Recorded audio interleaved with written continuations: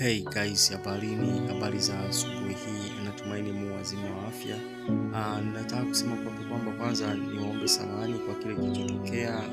Series yetu ya The Seven Page tulikatishia njiani kutoka. Kwa wale wapenzi wa series yetu ya The Seven Page, ni muda kidogo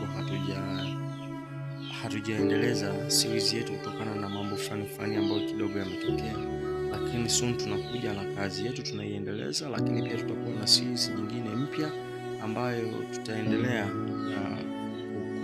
kuendelea kuishuti, ama bado tunaendelea kuishuti. Kwa hiyo niombe samahani sana kwa wapenzi watazamaji wetu wa The Seven Page wa Safari ya Mwanga Film School. Niombe samahani katika hilo, lakini tuko pamoja.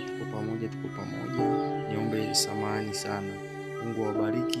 Tutakapokuwa tayari tutajuzana, tutaelekezana nini kiko tayari. Asante.